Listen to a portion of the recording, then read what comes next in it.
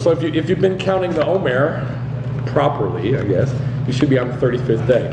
If you haven't been counting the Omer every day, start. Today's the 35th. So tonight, when you pray, you say today, which is tomorrow, is the 36th day of the Omer. All right. So that's the time period that we're in. That's what's coming. And now I'm going to teach something that you've all heard 50 billion times and probably don't know it at all. It's another one of those. Like, what? I've heard this a million times, but what? But it's got a biblical spin on it. When people teach this, there's not a biblical spin on it. There's a doctrine spin on it, or a teaching from the church, or a teaching from a denomination spin on it, but not just a biblical spin on it. Let me see a show of hands. How many of you know Daniel's 70 weeks? Raise your hand if you know Daniel's 70 weeks. I've heard of it, but I don't know. No, not heard of it, know it. Like you can tell it, you can recite it, you can say, this is Daniel's 70 weeks, this is how it works. None of us. Raise your hands again. You and me, and that's it? Mark, you know it? Okay. All right, well, you're going to learn it. You're going to learn today. You're going to learn Daniel's 70 weeks. Daniel's 70 weeks is the foundational prophecy for prophecy. For the understanding of all prophecy, Daniel's 70 weeks is the foundation of it.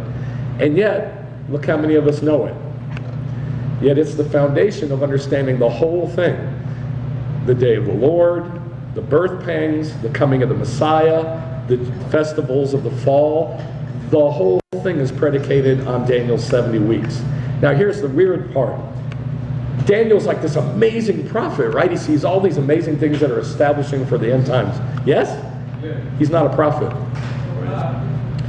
He's not in the Jewish enumeration of the books. He's not in the prophets. He's in the writings, like Esther, Nehemiah, Ezra, Lamentations, Psalms, Proverbs, Job. Daniel's in the writings, not in the prophets. And yet, he was the prophet that saw the foundational thing to understand about the coming of the Messiah. All right, so we're in the Torah portion, Leviticus. We're going to be in Leviticus 25, and the Torah portion is called Behar, which they translate on the mountain, but that is incorrect. It's in har, the mountain. It's in the mountain, not on the mountain. On is al, Ain Lamed, al. But it's not on, it's in. So this is in the mountain.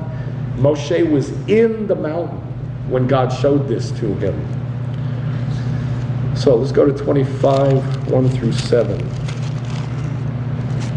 Now there's two slides here that has the passage that we're going to be looking at. We're going to be looking at the Jubilee and a little bit about the Shemitah year.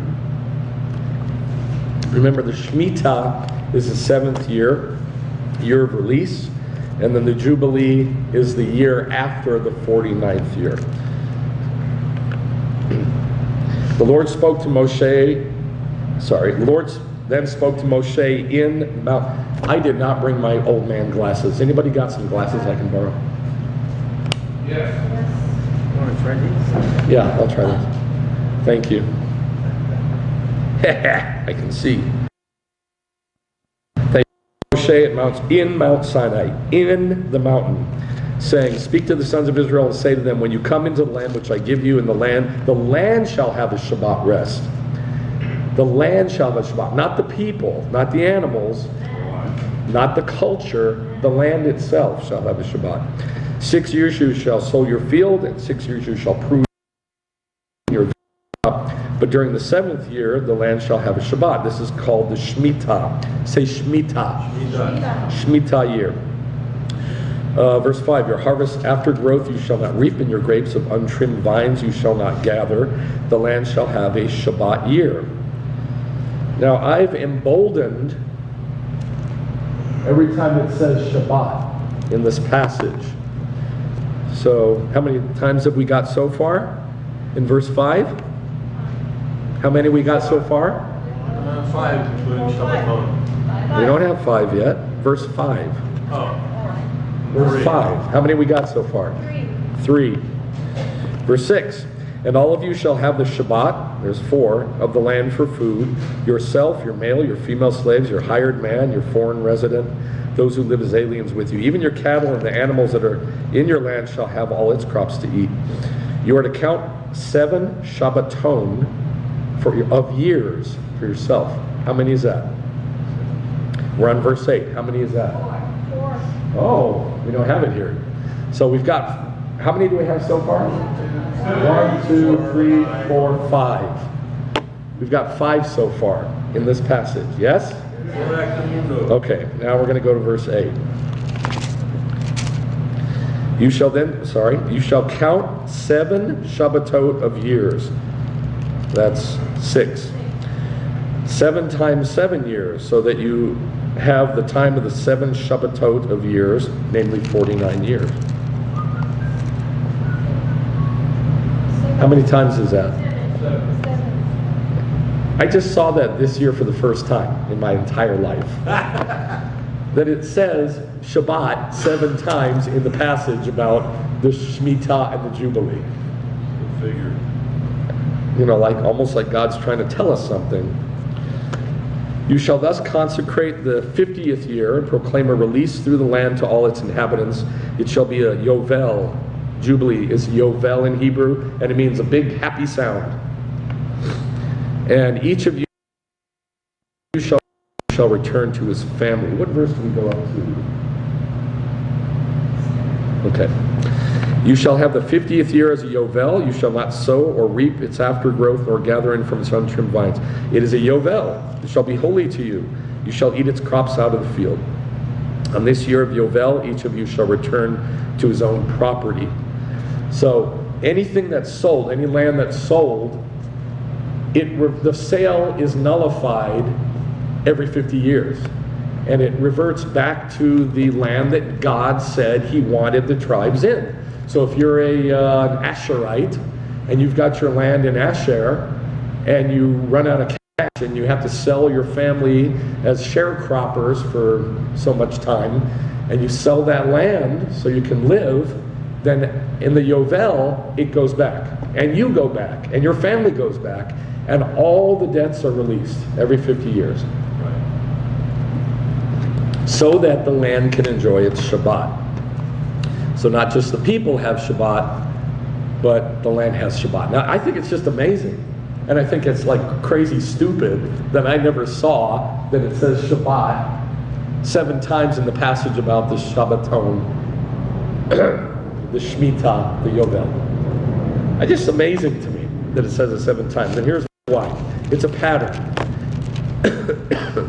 And the pattern that God gave is repeated one on top of the other, on top of the other, on top of the other, on top of the other, so that everybody can misunderstand it and get confused.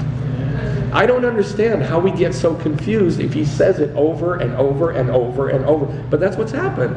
We get so confused. The church, the body of believers, get so confused, even though the pattern is so incredibly clear.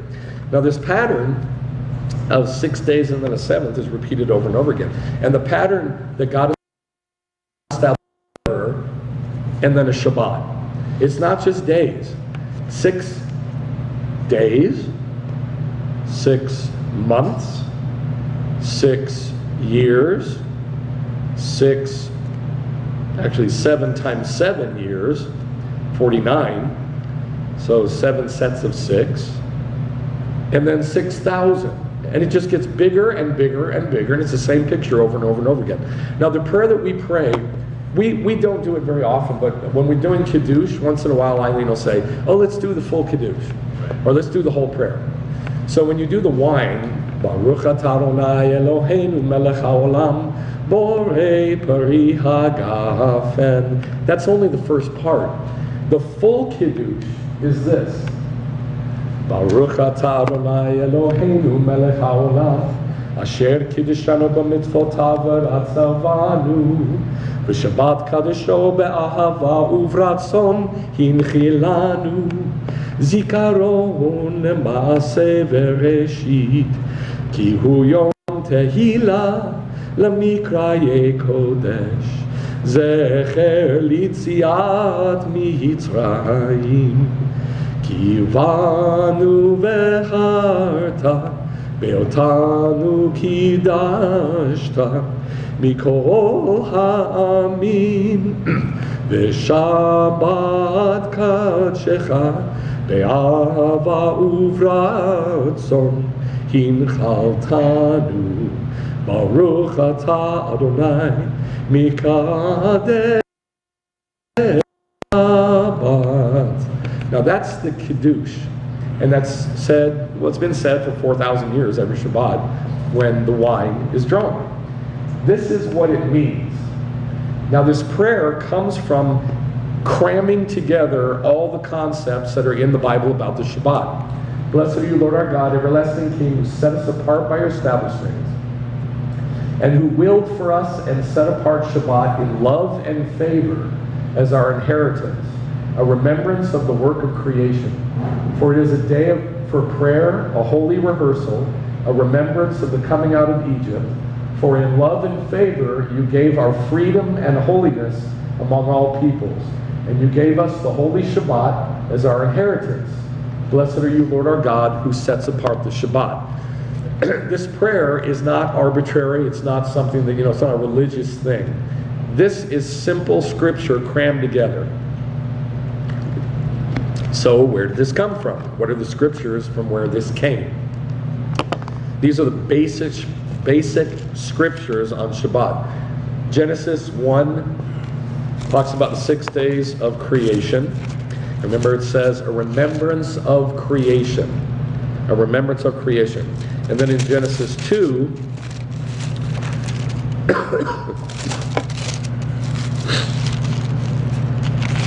Genesis 2, it says, thus the heaven and the earth were completed and all their host. By the seventh day, God completed his work which he had done, and he rested on the seventh day from his work which he had created and made. So it's the first one. And then in Exodus 28, 8 through 11,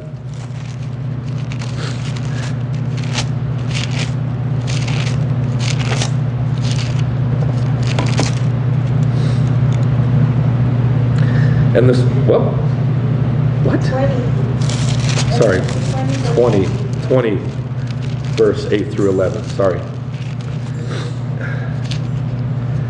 Okay, remember the Shabbat thing. Now this is the word shamor. Say shamor.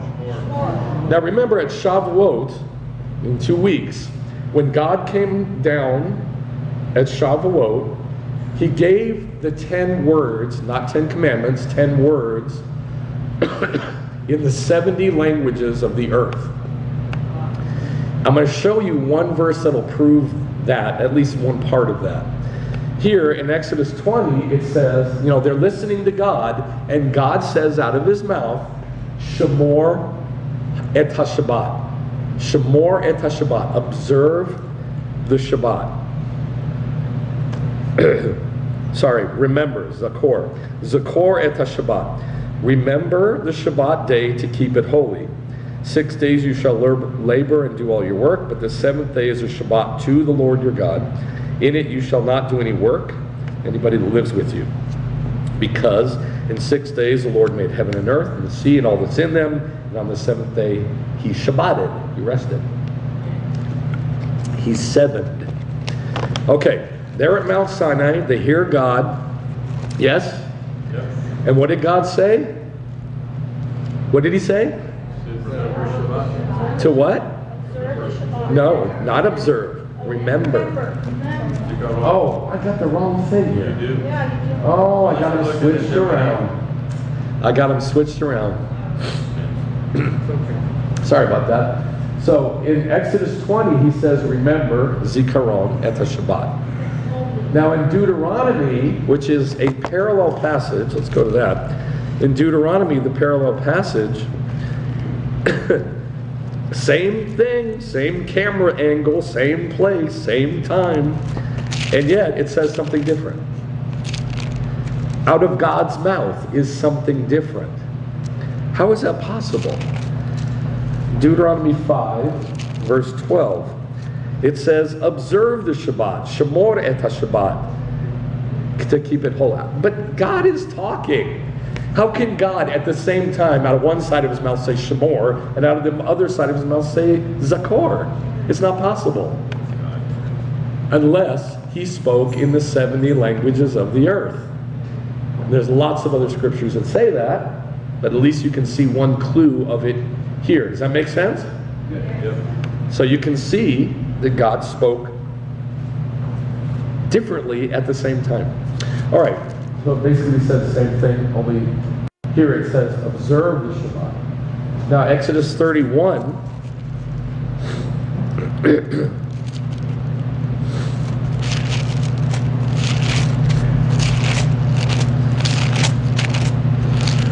Exodus 31, man, I cannot see, 15 through 17.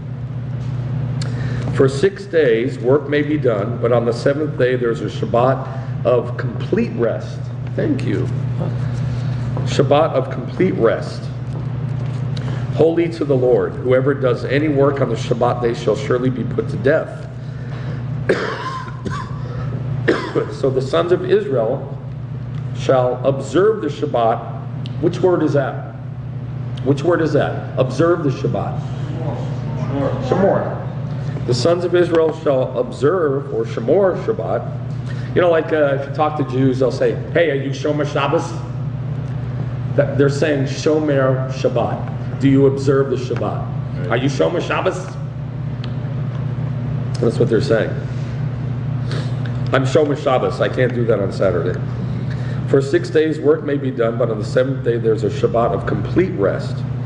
Holy to the Lord. Whoever does any work on the Shabbat day shall surely be put to death.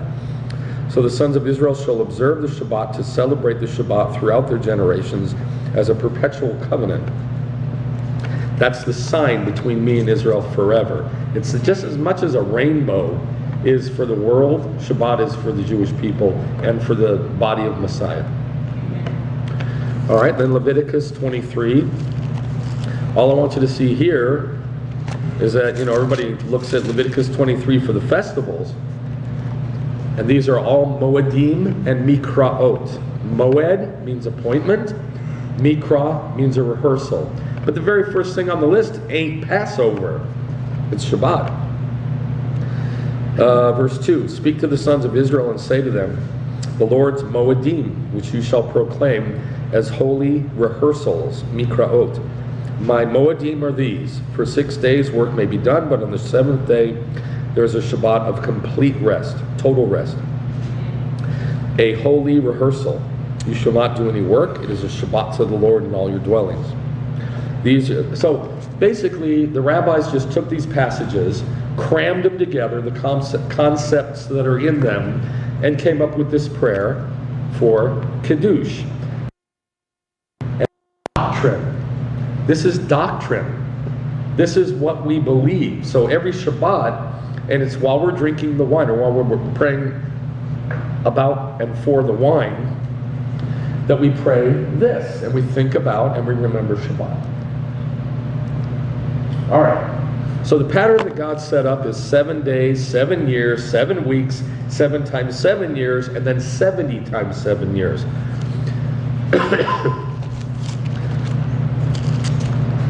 7 weeks. Leviticus, I can't read it.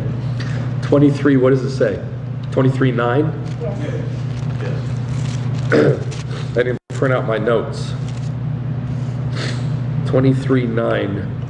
The Lord spoke to Moshe, saying, speak to the sons of Israel and say to them, when you enter the land which I'm going to give you and reap its harvest, then you shall bring in the sheaf of the first fruits of your harvest to the priest. And he shall wave the Omer before the Lord for you to be accepted. On the day after Shabbat, the priest shall wave it. This is the time period we're in now. What are the two titles of this time period? Counting of the Omer, filling the measure. What's the measure? What's the Omer? What's the measure? The Omer. The Omer. And how many days is it counted? 50 days, from first fruits to first fruits. And during this time period is 7 weeks. Why 7 weeks? Because this is the same thing as the pattern of 7 days. It's just one right on top of the other. to get the message across that at the end of your count, God is going to show up. That's basically the bottom line. And that's what Maimonides said. He said, while they're counting these 50 days, you're on a countdown for the bridegroom to come. Just like a bride awaits her groom, she's going to see her groom on that 50th day. And that's basically what the message of first fruits, Shavuot is, and the counting of the Omer. That we are being perfected during the 7 weeks. All right, that's 7 weeks. Now 7 months. Yes? Is that why the bride goes around the groom 7 times? Yes, thank you. That's why the bride goes around the groom 7 times, to repeat that picture. That's exactly the same picture. All right, 7 months is Leviticus 23:5. In the first month, on the 14th day of the month at the division of the evenings, is the Lord's Pesach. So the first festival is in the first month, Nisan, but it's called the first month on purpose because there is in the Bible not spring and fall. People say the spring festivals and the fall festivals. Not correct. All there is in the Bible is summer and winter.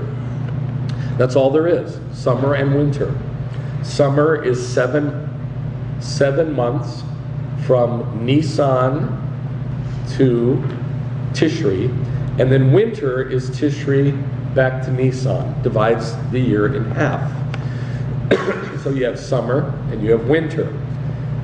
And how far apart are those months, the division? 6 and then the 7th month, right? Yeah. 6 months and then the 7th month.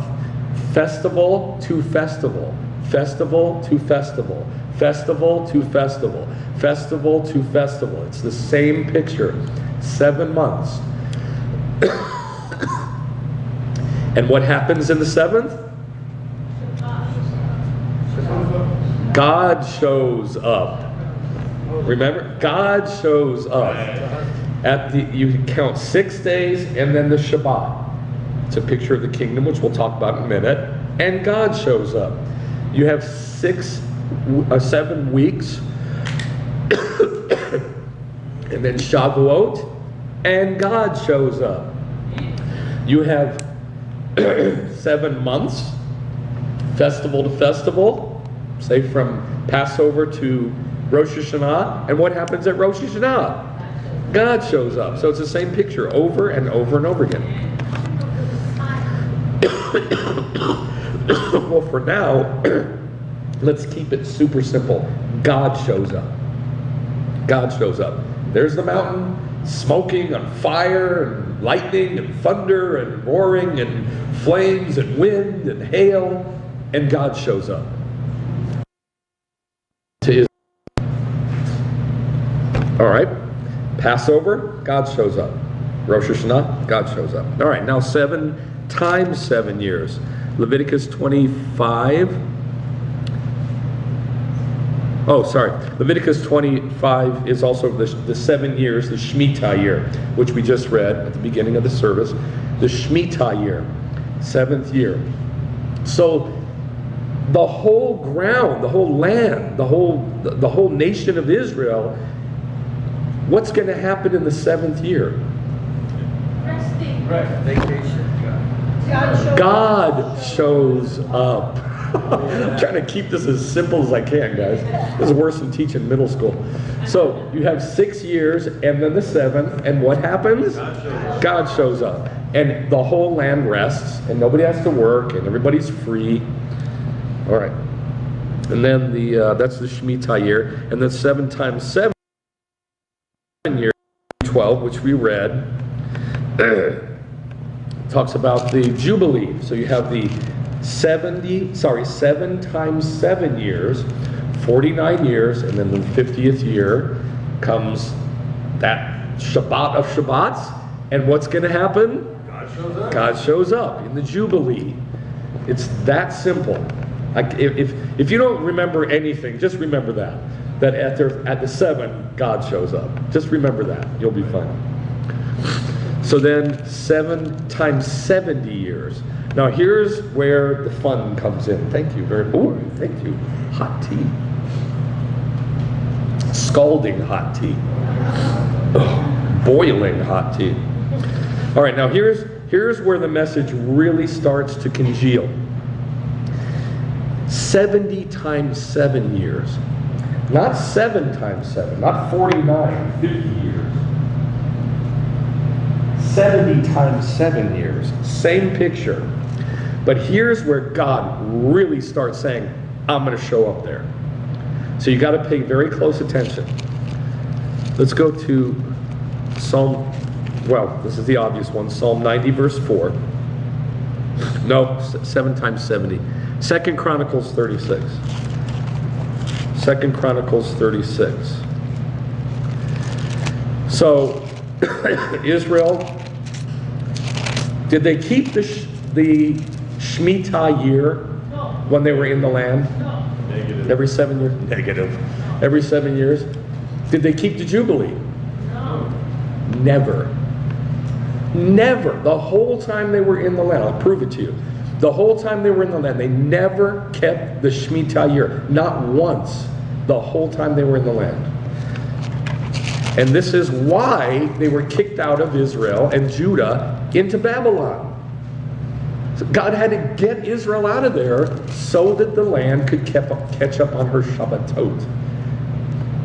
All right, 2 Chronicles, what did I say? 36. 20. 21. Let's go to 20. Those who had escaped from the sword he carried away to Babylon, and they were servants to him and to his sons, him being Nebuchadnezzar, until the rule of the kingdom of Persia, to fulfill the word of the Lord by the mouth of Jeremiah, until the land had enjoyed its Shabbaton. How often is the Shemitah year? Every 7 years. All the days of its desolation, it kept Shabbat. It observed Shabbat. This is the word shamor. It observed Shabbat. The land observed Shabbat. Until 70 years were completed. They were in Babylon for 70 years. Why? Each year that they didn't keep a Shemitah, now the land could, gang them all together and catch up, all 70 of them. So each year that Israel was out of the land and the land was free to just breathe, then the land could keep Shabbat for 70 years to catch up. So therefore, how many years did Israel not keep the Shemitah year?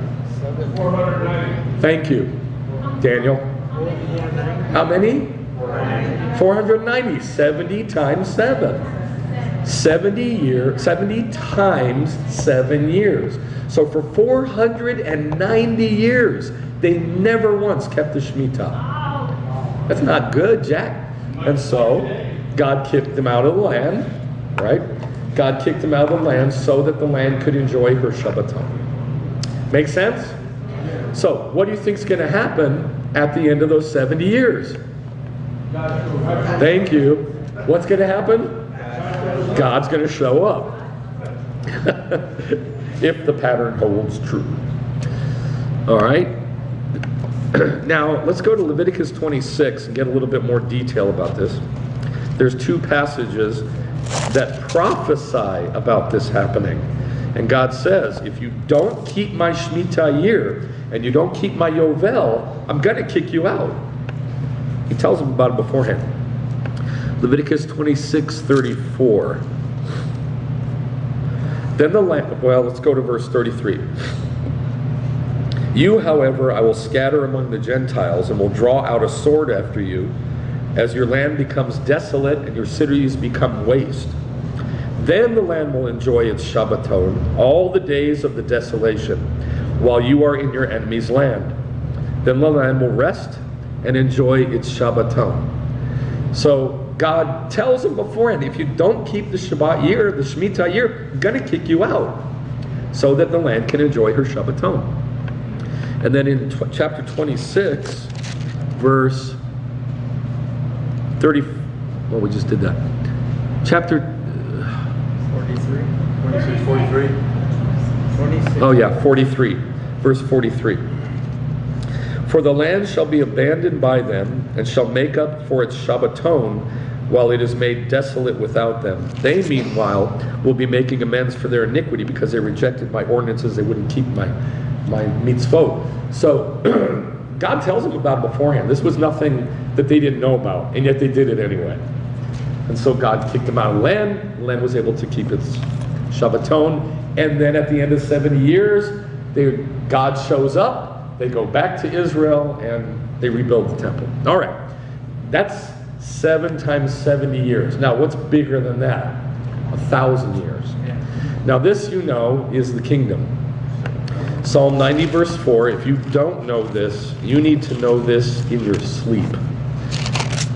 Because this is the foundational verse that tells you what the day of the Lord is. If you think the day of the Lord is the coming of Jesus, you don't know the Bible at all. When I was already a believer, I think 5 years, when I met Joe Good, a Gentile, and we were floating in the swimming pool on the west side, and he says to me, "Hey, Michael, do you know what the day of the Lord is?" And I said, "Of course I do. It's when Yeshua comes back to reign, to rule and reign," and I said a bunch of nonsense. And he said, "Well, in Judaism, it's," and I was like, "Who are you? You're a Gentile, you don't know nothing." And he started telling me what Judaism teaches, and I was like, "Why don't I know that?" And it changed my whole life.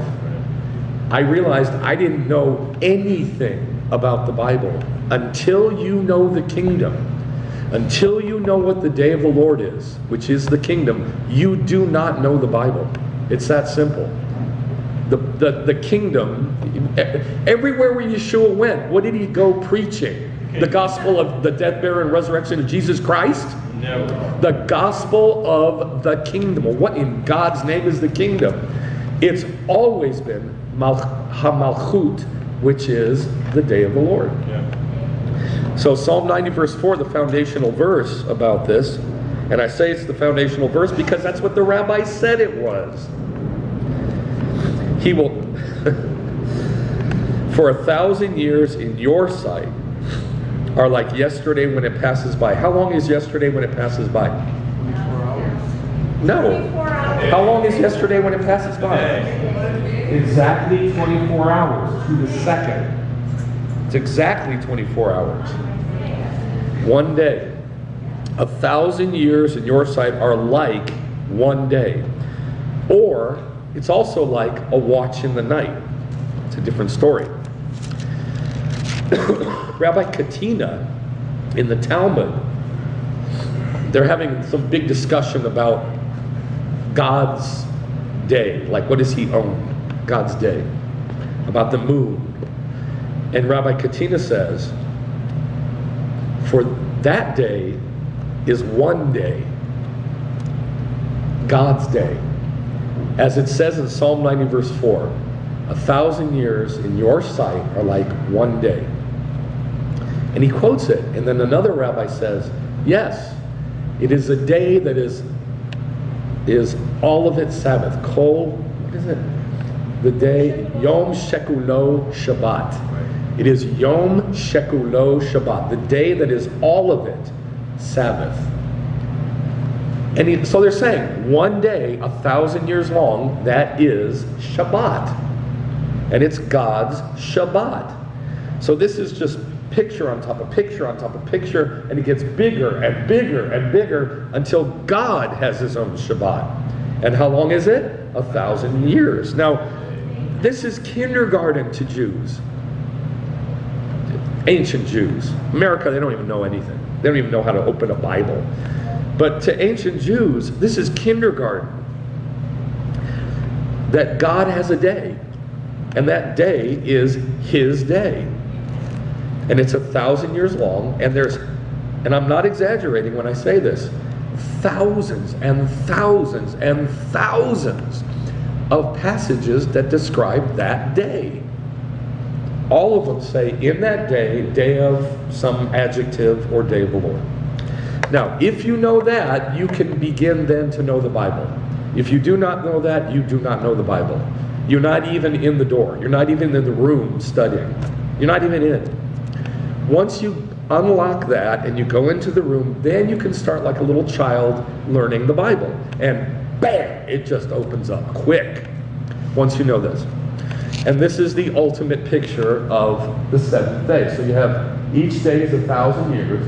The seventh day is God's Shabbat, or called the day of the Lord. Don't worry about the Jubilees part, just look at the top. So this is the most basic thing in all of the body of Messiah, the day of the Lord, the kingdom. So my question is, so why did God establish this pattern? Why did God lay these patterns one on top of the other, on top of the other, on top of the other, until you can't miss it? Why? So we can know the kingdom? So we don't get it wrong. Get what wrong? Understand what? When he's coming. Say that again? When he's coming. When he's coming. We're supposed to know. We're supposed to know the day of the Lord. Supposed to know the day of the Lord. So Yeah. we can recognize when he shows up. So we can recognize when he shows up. Okay. And be prepared. And be prepared. All right. How about this? How about we keep it super simple? In the seventh, God shows up. It's that simple. That's why he gave it. So that the world can know that there has to be 6, and then in the seventh, God shows up. And furthermore, that he shows up twice.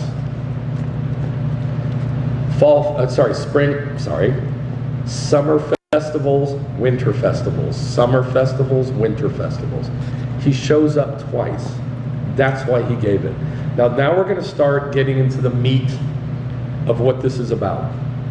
Why did God give the Shemitah year? Why did he give the Yovel? Why did he give the day of the Lord? Why did he give the Shabbat? Why did he give the 7 times 7? Why, the counting of the Omer? Why did he give the 70 times 7? Why? So that we can know that God shows up when there's a 7. And it happens twice. So you have the kingdom, 7 times 1,000 years. But here's the real reason. It's the comings of the Messiah. Now everybody says, yes, he came and he's coming again. Yeah, but then it kind of falls apart after that. The next statement that believers make always falls apart, always, unless they know the day of the Lord. We went to hear a speaker at Calvary Chapel. It was about prophecy. I love this guy. This guy's from he's born in Baghdad. So he talks like this and he doesn't mince any words. He says it and that's all he says it. I love it. I just love it. Middle Eastern, I love it. Just says what he says. If you don't like it, well, I don't know about it. He doesn't have to play around, pussyfoot around everything. So he was doing really good. He was talking about Islam, and he was talking about, how to understand Islam and what the dangers are and what's going to happen in the future. And I said to him, I always have to throw a fly in the ointment. And I love the guy, but I said, he doesn't know the day of the Lord. It's going to fall apart. His bottom line is going to fall apart. Watch. And she goes, oh my God. Well, she should, I guess. I always have to do that. But anyway, he started talking about the future, and it crumbled. It just crumbled. Because he doesn't know the day of the Lord. It has to. If you are talking about, quote, the end times, and you don't know the day of the Lord, you don't know what you're talking about. Because the Bible always, 100% of the time, presents it as the day of the Lord. And every Christian I've ever heard always prefaces it with this. The coming of Messiah, the coming of Christ. The coming of Christ, the coming of Christ. And as soon as they say that, I'm going to listen for day of the Lord. And if they talk about the day of the Lord, they might have a chance of getting this right. But they usually, invariably, it falls apart. Because they don't. If you understand that you have 7 and then the coming of God, God's going to show up, you have a chance of figuring this out. All right, so now let's go to Daniel chapter 9. And this is the foundational passage. Not in the prophets. Remember, he's not among the prophets. Daniel chapter 9 is the foundational passage about what they call, quote, end times, eschatology, the day of the Lord, the tribulation, what do they call it? The millennium, the coming of Christ. All those concepts, all of them, every one of them, are all predicated on Daniel chapter 9. This passage from 24 through 27. And remember, what are we looking for? 7, and then God shows up. 7, or 7 times 7, or 70 times 7, or 7 times 1,000, and then God shows up. All right, verse 24. 70 weeks have been decreed for your people and your holy city to finish the transgression, to make an end of sin, to make atonement for iniquity, to bring in everlasting righteousness, to seal up vision and prophecy, and to anoint the most holy. This is the reason Gabriel came to Daniel and gave him an understanding of this vision that he saw. This is the rationale. This is the reason. 70 sevens. Now in Hebrew, we call it the 70 weeks because in Hebrew it says Shavuim Shabim. Shavuim Shibiim. Shavuim Shibiim, which means 77. Shavuim Shibiim. They're written exactly the same way, only pronounced differently. See that? Yeah. 7 sevens. That's what it means. So, God is giving the Jews 7 sevens. Where else did God give the Jews 7 sevens? 7 times 7. Where did God give the Jews 7 sevens? Thank you. The counting of the Omer, Shavuot, from first fruits to first fruits. This is not the first time we've been given 7 sevens. Shavuim Shiv'im. Shavuim Shiv'im. Not the first time. It's just bigger. That's all. Same picture, just bigger. All right, so the reason is, the rationale is, for your people, who was these 7 sevens given to? Israel, period.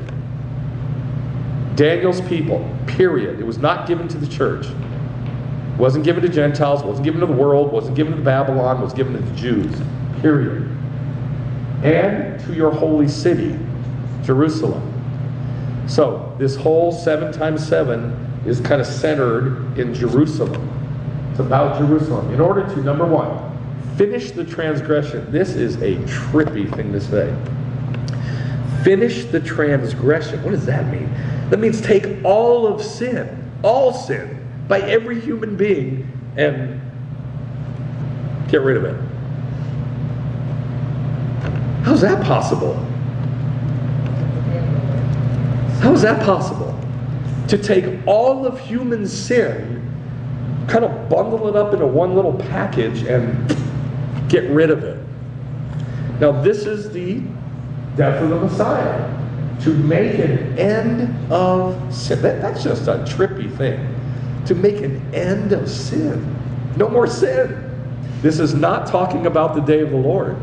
This is talking about, what did Yeshua do for us? He took away what from us? Our sin? No, our sin nature. Remember, you're a body, we're a clay husk with a spirit on the inside. When we're born, that spirit is not alive, it's dead. And then when you're born again, that spirit comes to life like a candle, and your spirit is alive. That's the death of our sin nature. Sin nature's gone, to make an end of sin. So this, I take it, this is the death of the Messiah, the death of the Messiah taking away the sin atonement for iniquity. That's the Yeshua making atonement for all sin. For all sin. So far it's talking about the coming of the Messiah to take away sin nature. Yes? Make sense? So far. Number 4, to bring in everlasting righteousness. Now that's different. To bring in everlasting, olam, everlasting, forever righteousness. What's that? You think that's the death of Yeshua? That's the kingdom. Everlasting righteousness, righteousness that lasts forever, is the kingdom. To seal up vision and prophecy. In other words, to take all of vision and prophecy and put it up into one little package. Just take it all and like fulfill it. There it is. There's all of it. There's what every prophet has seen. Now let me say this. We're in the counting of the Omer, and we learn about the evangelist, the pastor, the prophet, the teacher, and the apostle, right? There are prophets. If you're a prophet, you are going to see the day of the Lord. There's no way around it. You're going to see the day of the Lord, because all prophets are taken in the Spirit to see what all prophecy is about. All prophecy is not about Yeshua. All prophecy is about Yeshua and then Yeshua. Yeshua the first time and Yeshua the second time in the kingdom. So all prophets are taken to the day of the Lord, and they say they don't know what they're seeing. But if you know the day of the Lord passages, and you have some weird, freaky dream about the day of the Lord, somebody who knows the day of the Lord will say, oh, that's in Zephaniah chapter 4. That's in Zechariah chapter 14. That's in Isaiah chapter 7. And you can see it because you know the passages about the day of the Lord. All prophets are taken to the day of the Lord. How do we know that? Because every single prophet in the Bible, it says, in that day, blah, blah, blah, blah. In the day of the Lord, blah, blah, blah. All of them, from Abraham on, were taken to the day of the Lord, and are still taken to the day of the Lord. And so the day of the Lord is the sealing up of vision and prophecy. Does that make sense? All prophecy is about that kingdom. That's why God shows it to his prophets, so we can know what it is. We're not supposed to be ignorant. We're supposed to be smart. We're supposed to know the day of the Lord. What's going to happen, when it's going to happen, how it's going to happen, who it's going to happen to, and you should know it. That's why God takes prophets to the kingdom. So, going to seal up vision and prophecy. That's the kingdom. And to anoint the most holy. What is that? What does that mean? Anoint the most holy. What do you think that is? Set apart the Lord. Set apart what? What's the most holy? Huh? Christ. Right, the temple. The most holy, the holy place, is the temple.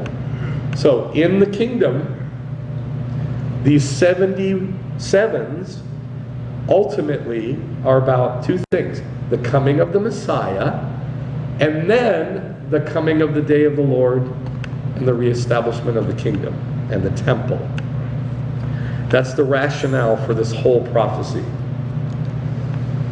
Okay, now here's verse 25. So you are to know and discern that from the issuing of a decree to restore and rebuild Jerusalem until Messiah the Prince, is actually Messiah the King, is what it says.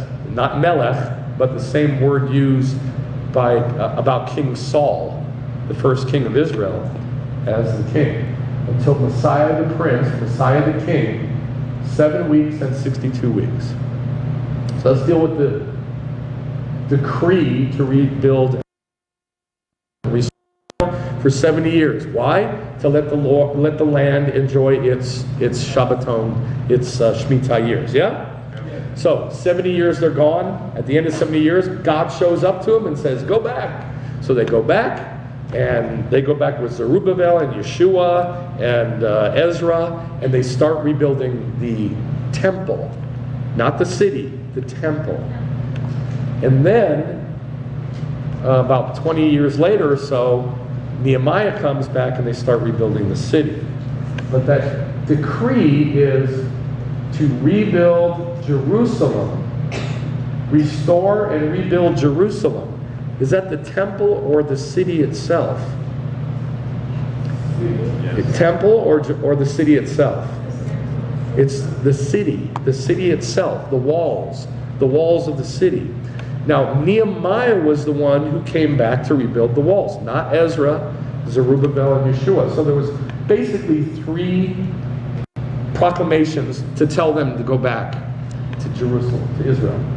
Cyrus, king of Persia, issued his decree first to Zerubbabel to rebuild the temple. So they went back, and that was 538 BCE. And then in 457, Artaxerxes, the king of Persia, issued a decree to Ezra to go back and reinstitute basically Judaism and the temple services, and to appoint judges and magistrates, and to teach the Torah. Now that's in the book of Ezra. So is there any city being rebuilt yet? Yes or no? Yes or no? No, just Jerusalem, just the temple. Just the temple. But there's no city walls being erected. And so in 445, the same guy, Artaxerxes, I love this guy's name, Artaxerxes. Artaxerxes issues a decree to Nehemiah to rebuild the walls of Jerusalem. This is in Nehemiah chapter 2. So that's the decree that the countdown starts on. So no one discerned that from that decree in 445 to rebuild and restore Jerusalem until Messiah the Prince, 7 weeks and 62 weeks. 7 weeks and 62 weeks. 7 weeks is 7 times 7 years. How many years is that? And then 62 weeks, or 62 sevens. 62 times 7 is how many? 483. You put those two together and you get 490 years. But I thought it was 7. That's not 77s, is it? It's 69 sevens. So what happened to that other one that's hanging off alone by itself? We're waiting. Yeah, but what is it? That day. It's not that day. That day is 1,000 years long. We're only looking for a 7-year period. All right, so don't miss this. You got 7 weeks and 62 weeks from the decree in 445 until Messiah the Prince, or Messiah the King. How did you get the 490 again? 483 plus 49 is, It's not 490. what is it? It's 1,000 something. 483 plus 49 is what? 500. Oh, it's 9. 3, 8. Oh, sorry, this should be 7. Right. So we have 7 weeks and 62 weeks. 62 and 7. What does this equal? 483 plus 49. What does that equal? 532. 532. So something's wrong here. Well, I know this. I know we got 7 weeks and 62 weeks. How many weeks is that? 69 weeks.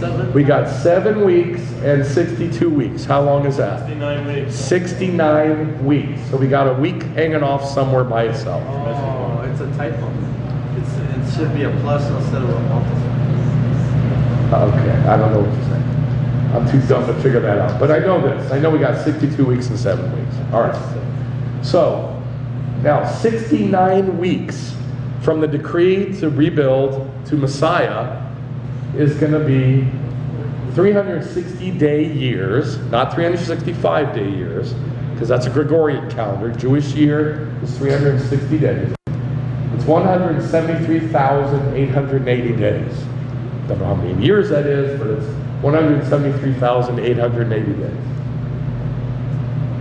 The decree by Artaxerxes was given on Nisan 10. Nisan 10. Choosing a life.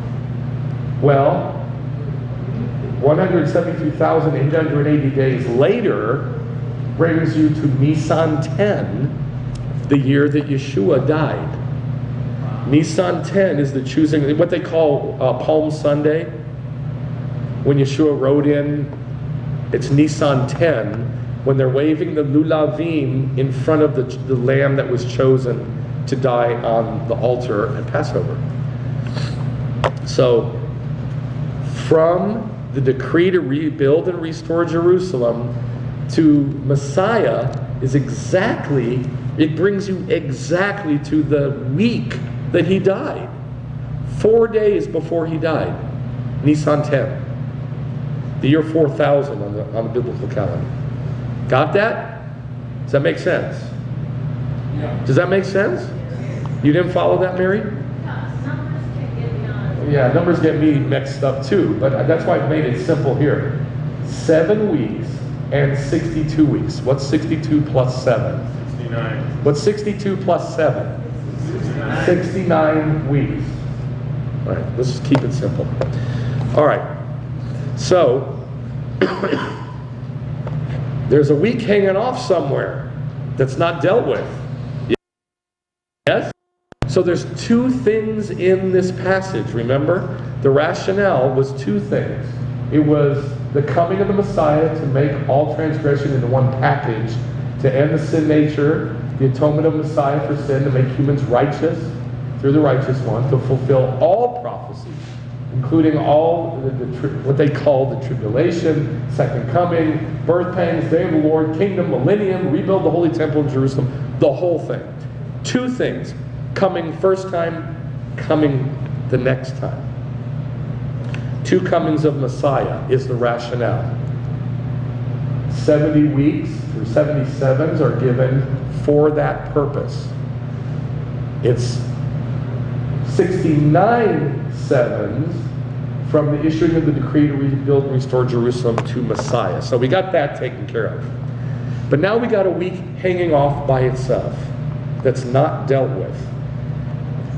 What do you think that week is? It's the 1,000 year. No, it's a week. It's a 7-year period. These are years. These are 7-year periods. 7 literal years. Was that the 3.5 and the 3.5? What you saying? What do you think the 7 years is? Give me a title. Tribulation. Not the day of the Lord, because the day of the Lord is 1,000 years long.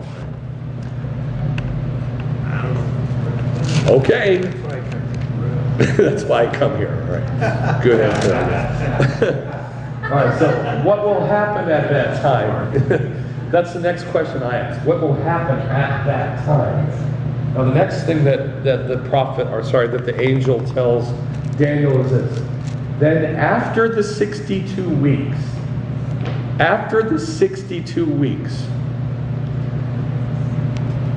the Messiah will be cut off. After the 62 weeks, how many years is 62 weeks? Sorry. How many years is 62 weeks? How many years is 62 weeks? 483. No, that's 69. Sorry. No, that isn't. Yes, it is. That's the 69. Okay, 62 gotcha. times 7 is 434. Thank you. 434. That's where I got it. So it's 434 years is 173,880 days. That brings you to the Messiah. There you go. 434 years. So after the 62 weeks, which is 434 years, the Messiah will be cut off. And that's exactly what happened. Came on the 10th of Nisan into the city. 4 days later he was killed, and have nothing. And the people of the prince who is to come will destroy. So let's deal with the first part. The Messiah will be cut off and have nothing. Why is it stated like that? You're not going to like this, I don't think. Yeshua was turned into a Gentile. I'm telling you, you're not going to like this. But this is, if you think biblically about the Hebrew and about the concepts that God shows us in the Bible, and I'll explain it, don't worry, I'll explain myself. Yeshua was turned into a Gentile when he died. Actually, when he was tortured, and then when he died.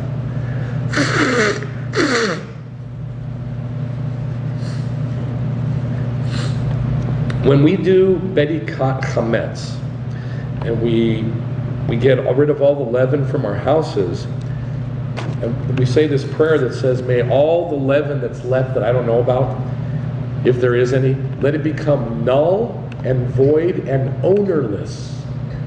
And it's this same word that's used in Hebrew in this passage. Have nothing. Ownerless. Please don't say that don't go tell somebody, oh, Michael Washer hates Gentiles. No. If you believe that, you're not hearing me at all. I want you to hear me. The word for Gentile in Hebrew is goy, but there's other words that are used for Gentiles too.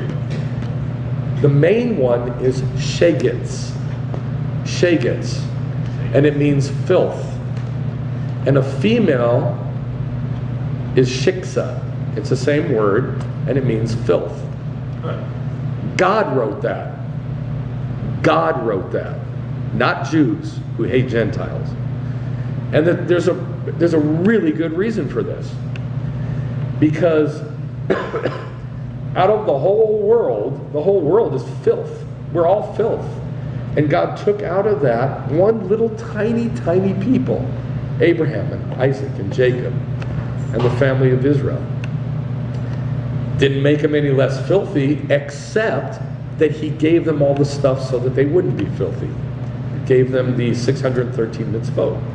And as long as they're doing those, they are then, for that moment, not filthy. They're the opposite of filthy, which is what? Thank you. Holy, set apart, kadosh. For the moment that you're doing those things.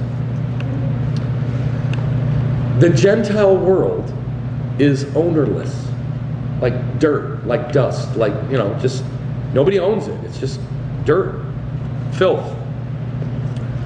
And that's the way God planned it.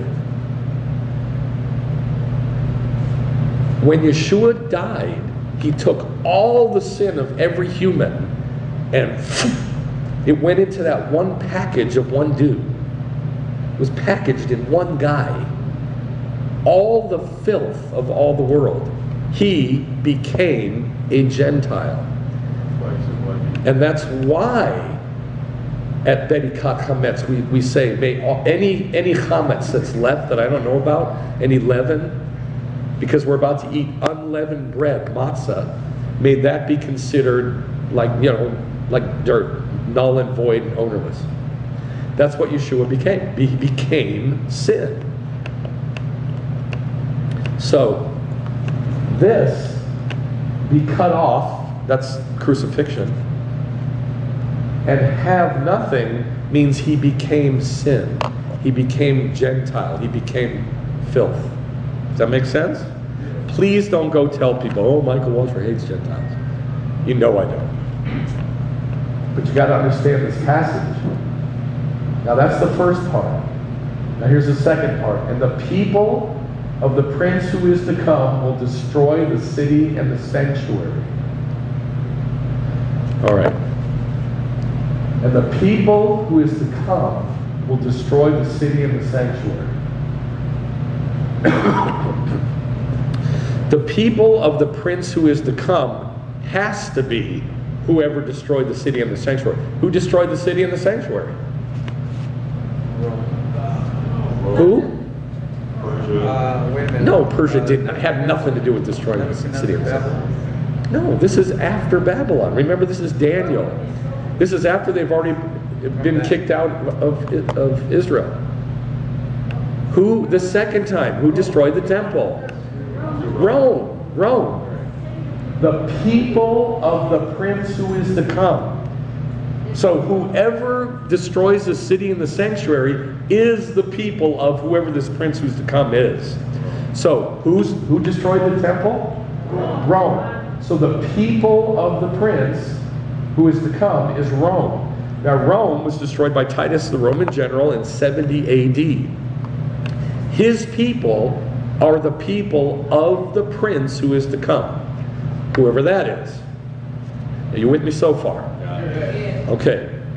Now we're still waiting for him to say, for him to deal with that last chunk of 7 years that was kind of got left off by itself. Yeah? That's what he's talking about now.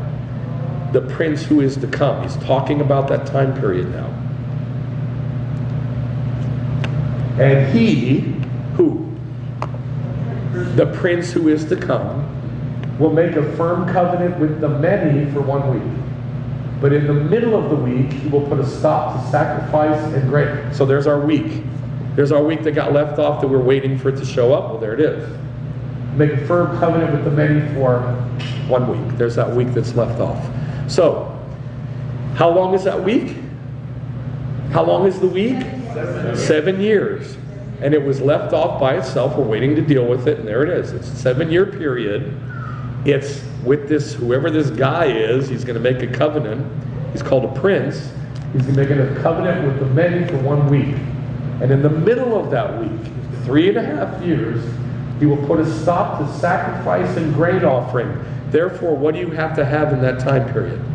A temple. A temple. For him to put a stop to sacrifice and grain offering, you got to have a temple, yes? Right. The third temple. Yes, ma'am.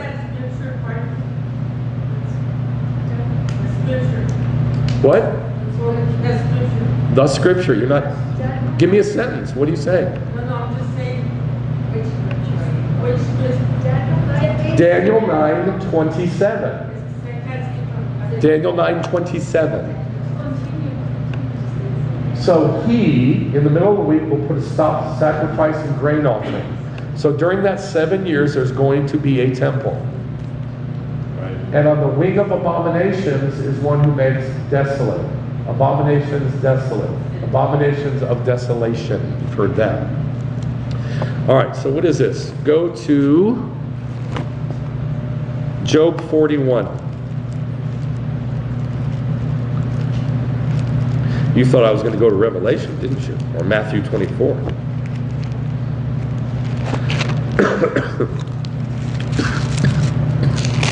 Job 41. Can you draw out Leviathan with a fish hook? Now, Leviathan or Leviathan is the false Messiah. I can't teach about this right now. It would take about 20 minutes. Leviathan is the false Messiah. Or press down his tongue with a cord. Can you put a rope in his nose? And Leviathan is not an alligator. It's not a gator. And it's not a crocodile. It's the false Messiah. Could it put a rope in his nose or pierce his jaw with a hook? Will he make many supplications to you? Or will he speak soft words to you?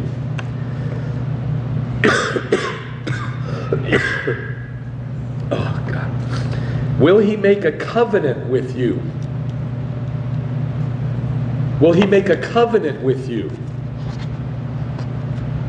This is talking about the covenant that the false Messiah will make with whoever he makes it with during this 7-year period. Will he make a covenant with you? Will you buy him forever? Will you play with him like you play with a bird? Will you bind him for your maidens? Will the traders bargain over him? Will they divide him among the merchants? Look at verse 15.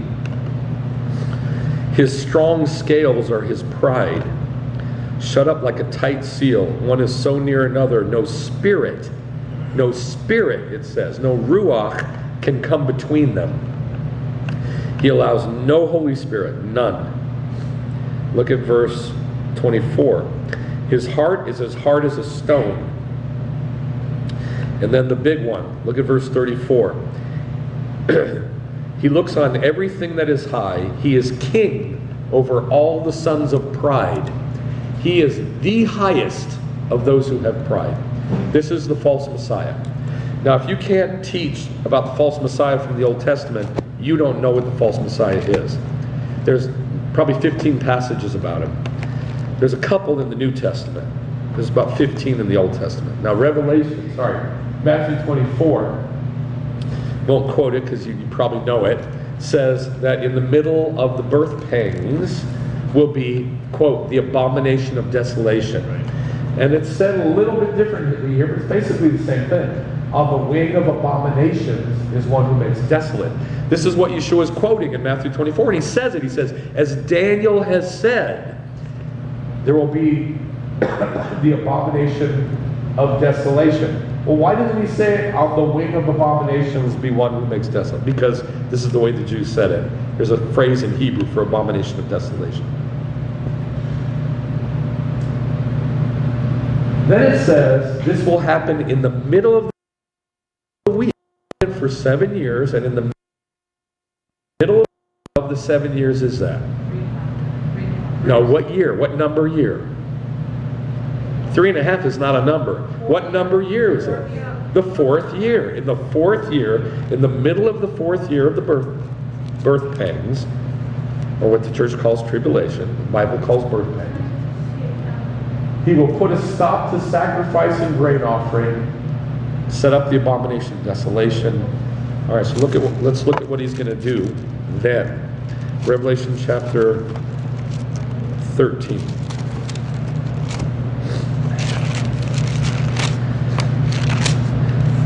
Sorry, 12. Revelation 12. 12:12.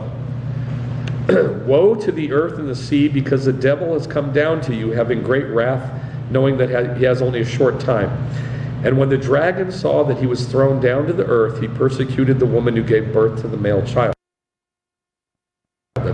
And the 2 wings of the great eagle were given to the woman, in order that she might fly into the wilderness to her place where she was nourished for times, and a half a time. How many years is that? 3.5. 3.5.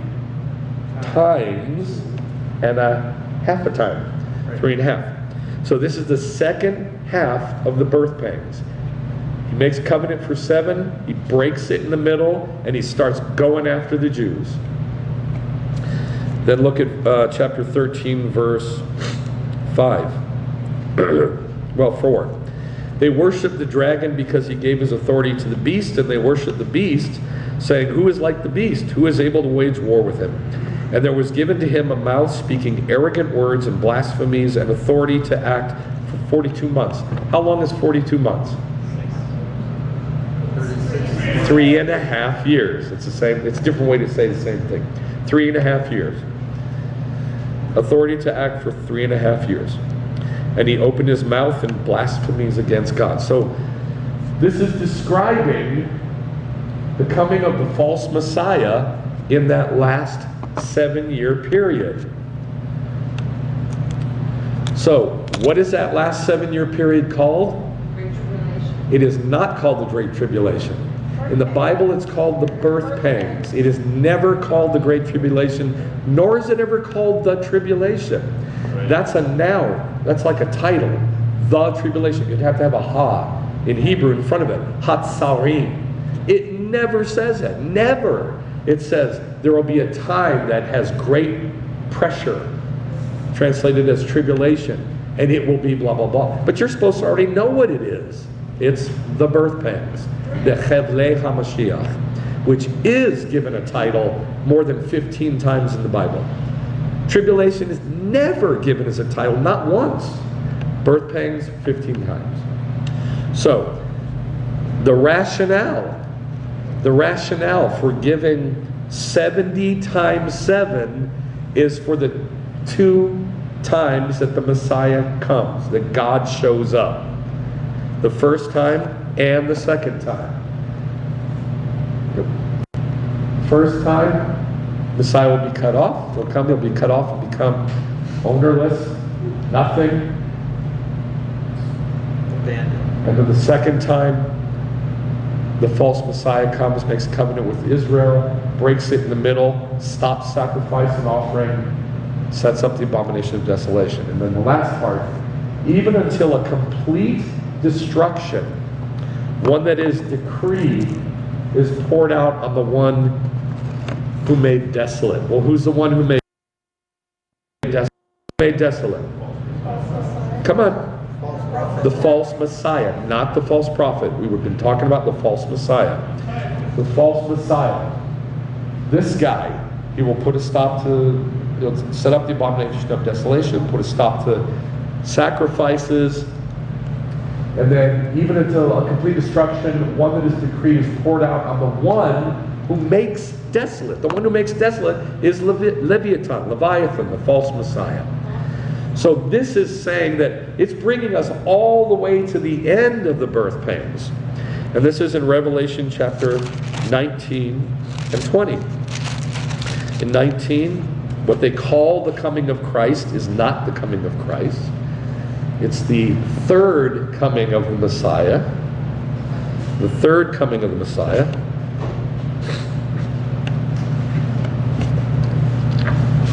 And it's not Christ. Remember, Christ is just a Greek word for Messiah.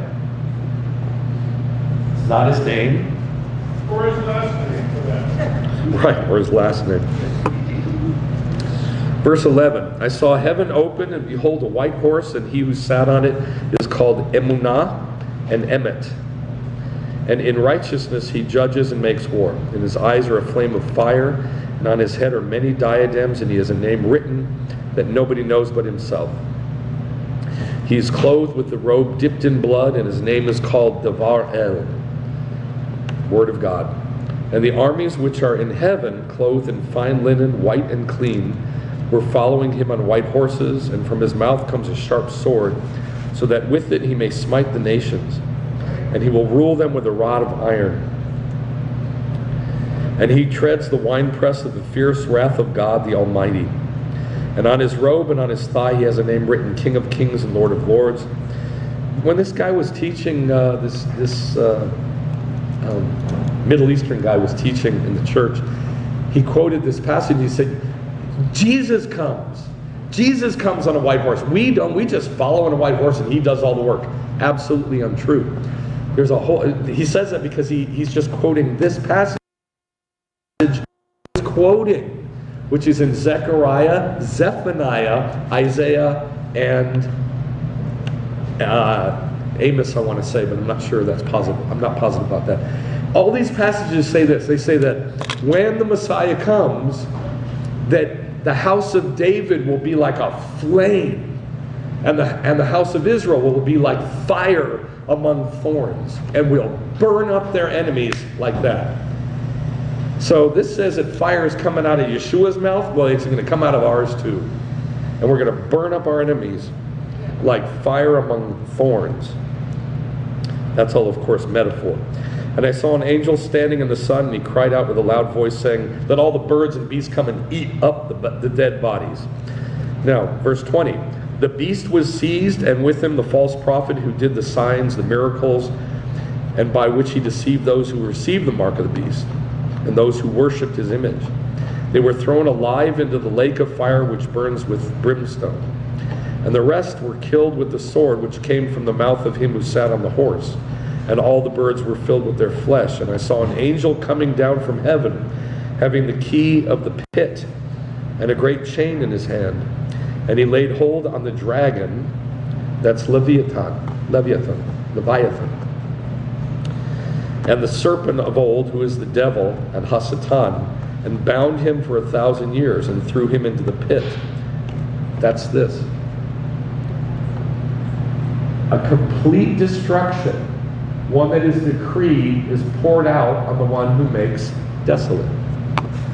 So the false Messiah is going to make desolate, but God's going to make even more desolate the false Messiah. So now, a quiz. What year, well, we'll start simple.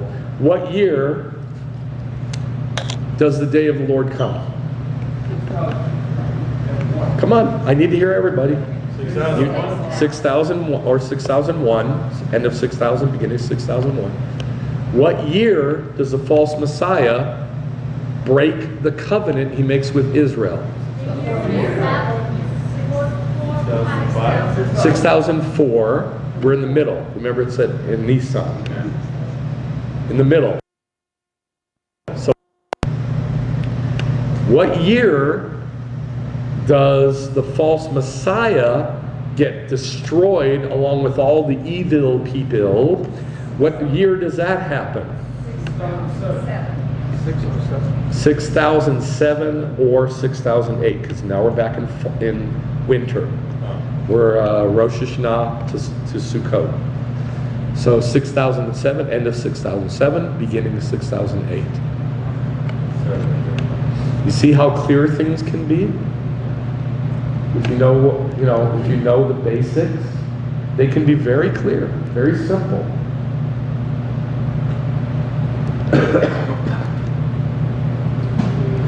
So 6,000, and then the day of the Lord comes, the Shabbat. So why did God give 77s? Because you have 6, and then 7, and at 7, what happens? God comes. God comes. God shows up. So that's going to happen twice. You have 7 times 7, 70 times 7, 7 times 1,000, and it just gets bigger and bigger, but every time it's the same picture. So if you can understand this prophecy that was given to Daniel, you can then start building scripture on top of it. You cannot build scripture on top of nothing. You have to have some basic structure to build onto, or else it falls apart. And that's what this passage is. It gives us the time frame coming of the Messiah the second time. Okay. I'm going to ask, are there any questions? This is dangerous, but I'm going to do it. Any questions? No, I want to get this on the video. Yes. Did you say that the prophecy was given to Daniel? 7 weeks takes us all the way to the end. But you say he's not a prophet. He's like, yeah. Matthew chapter 24, Yeshua says Daniel, right? Both. He's not among the prophets as the scriptures are laid out. It's a Jewish Bible, and the Jews, and remember, by the way, that's a good question. Remember, the Jews were given the way to lay out and assemble the Bible. The early church was not. The Jews were. And the way it's laid out, the last book in the Jewish Bible is Chronicles. Brings you up to the Persian period. Daniel did not prophesy about things before that. He only prophesied, only saw stuff about the day of the Lord and future. He never prophesied about anything current, current like Isaiah and Hosea and Amos and Jeremiah and Zechariah and Zephaniah. All the other prophets did. He didn't. David did. Abraham did. He didn't. He only prophesied about the future. That's the rationale. Good question. Yes, sir. So when Yeshua removed the sin nature, When Yeshua removed the sin nature, he removed the sin of the spirit. he removed the sin of having the sin nature, which is a dead spirit. But not the sins of the soul. That is correct. Thank you. Not the sins of the soul. How do we get rid of the sins of the soul? Teshuvah. Repentance. Repentance. That's how we get rid of the sins of the soul. That's what Judaism is for. Cycle of the Jewish year is to deal with the sins of the soul, not the sins of the spirit. So when Yes, sir. all the sins were laid on Yeshua, When all the sins were laid on Yeshua, he became Goyim.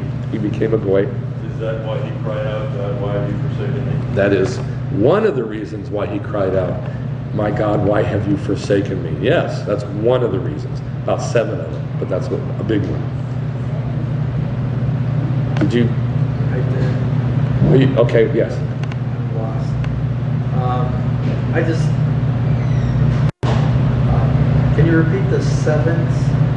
Because God shows up on the 7th. And so we have 7 days Repeat the sevens? Yeah, the series of 7. Okay. These? Yes. 7 weeks, 7 months is summer to winter to summer to winter to summer, that cycle.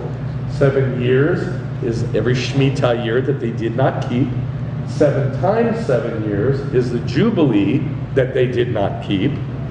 7 times 70 years is what they, is 490 years that they didn't keep the Shemitah or the Jubilee. So God kicked them out to Babylon for 70 years, so the land could catch up on all 70.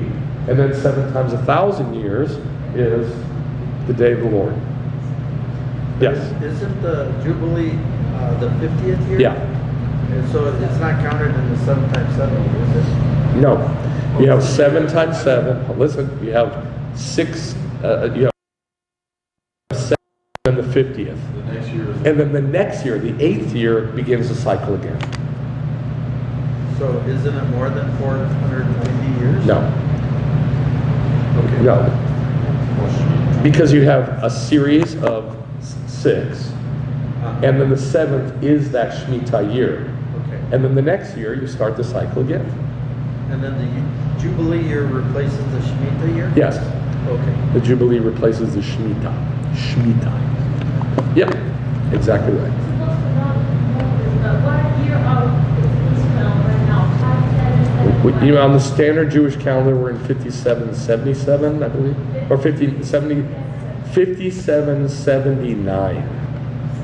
5779. Yeah. But I didn't want to discuss that because it's wrong. It's wrong. They're missing years. We're missing a lot of years.